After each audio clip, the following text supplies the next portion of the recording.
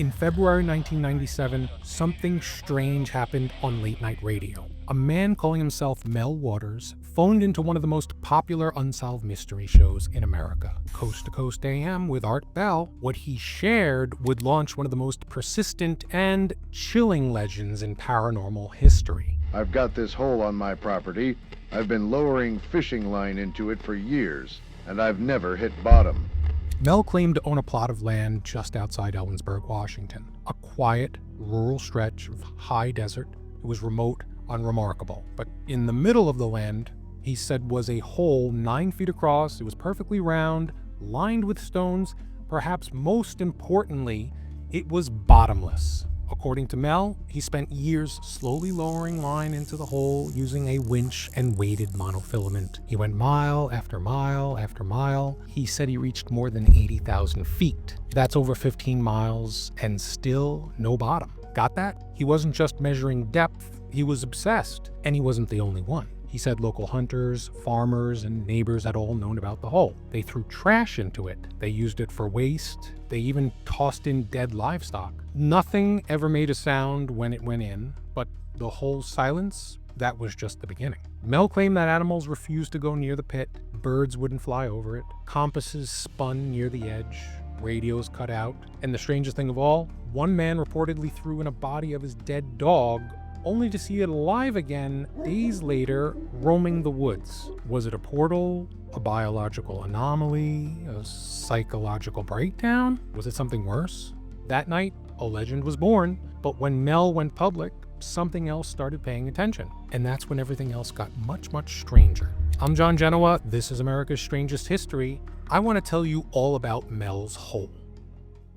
Are we really going to say that? Okay. Yeah, I want to tell you all about Mel's hole. After his radio appearance on Coast to Coast AM, Mel Waters became a sort of folk hero of strangeness. Dozens of people called the station claiming that they've heard of the hole too, but within days of going public, Mel vanished.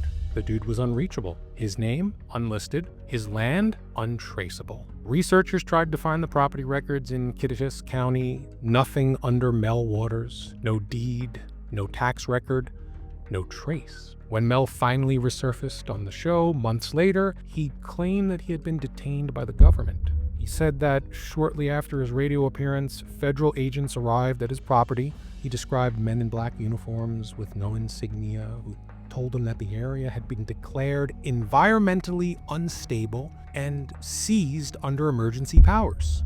In exchange for his silence, Mel said he was given a government-funded grant to conduct research in Australia. He was told it. Government research in Australia? Seriously? Is this guy even a scientist? What was he researching? Oh, okay. Apparently it was a legitimate government grant.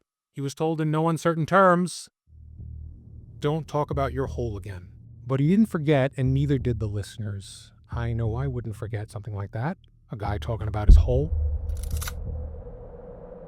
Independent investigators searched for any trace of Mel's hole. One group even conducted aerial drone surveys of the area in the early 2000s. They found something odd.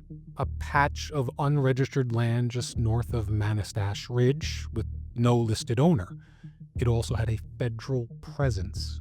Logging roads in the area were gated and monitored. Satellite imagery from 1997 to 2003 shows clearing, excavation, then sudden abandonment. Even stranger, a number of well logs from Kittitas County were deleted from the state database in 1998. That's the year after Mel first went public about his hole. Mel returned to Coast AM again in 2000. In that interview, he dropped a bombshell. He claimed that black beams of light, visible only from the periphery, never head on, were observed coming out of his hole at night. Stop it. He claimed that a dead sheep lowered down into that hole came back with some kind of artificial growth inside its body. Weird. Now, at this point, Mel's story was no longer just strange. It was bordering on unbelievable, and yet nobody could disprove it. The deeper the story got, the harder it became to tell where fact ended and fiction began. Was Mel Waters a hoaxer? Was he a disinformation agent? Or a man who saw something that he was never meant to? Mel Waters called it bottomless, a place where sound never echoed, where light vanished, where the dead apparently returned, changed. Sounds like a pet cemetery. But if we were to take a step back from the unbelievable claims, what could it actually have been? Eastern Washington sits atop a vast network of ancient basalt flows, lava fields laid down over 15 million years ago. Beneath the surface, geologists have documented massive lava tubes, some of them dozens of miles long and wide enough to drive a truck through. No. So could Mel's Hole have been a collapsed lava tube? Maybe a vent that they never closed? It's possible, but 80,000 feet? Unlikely. The deepest known cave system in the US doesn't even crack 10,000 feet. This is where things get darker. From the 1950s through the 1980s, the US government secretly drilled dozens of deep boreholes across the American West. Now, many of them are related to nuclear testing, geothermal research, or even classified aerospace projects. Some were never disclosed to the public. Others, like the Kohler super deep borehole in the USSR, descended more than 40,000 feet before being sealed and abandoned. That's half of what his hole was done. Could Mel's Hole have been a Cold War borehole? A sealed shaft left behind that somebody stumbled onto? If it was government made, that would explain the rapid federal seizure, the missing records, and even the strange environmental effects. Mel spoke of animals avoiding the hole, beams of black light, time-distorting properties, tissue regrowth, strange matter. Could it have been a naturally occurring electromagnetic anomaly?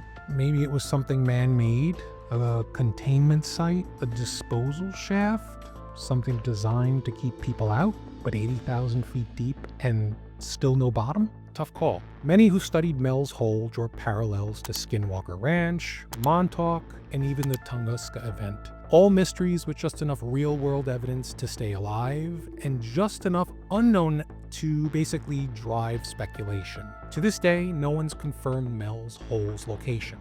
Now that's just gratuitous. To this day, no one's confirmed the hole's location. Got it. Mel Waters himself disappeared. Coast to Coast AM still receives calls about the case. Satellite imaging continues to turn up blind spots in the exact area Mel described. So, the burning question: is Mel's Hole real? Is it just an American myth built from fear, government secrecy, and a voice on the radio that said too much? After his final call to Coast AM, that was in 2002, Mel Waters vanished for good. No one ever tracked him down. His story remains unverified, unsolved, unforgettable. But in the years that followed, others came forward claiming to have found the location of the hole, or at least something close. Maybe he fell into the hole. Did we ever think of that?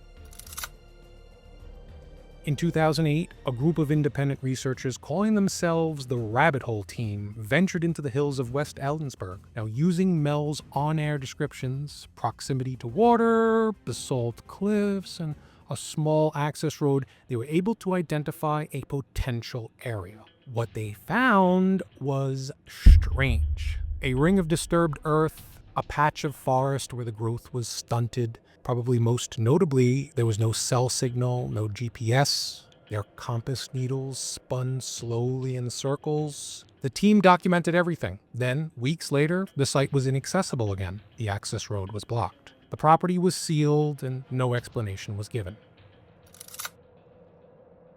Multiple online researchers have attempted to triangulate the hole using historical satellite data from the 1990s. Some even claim that Google Earth once showed a dark circle roughly 9 feet across in an unclaimed stretch of land west of Manistash Lake. The image was later replaced in 2005 with newer imagery, and guess what?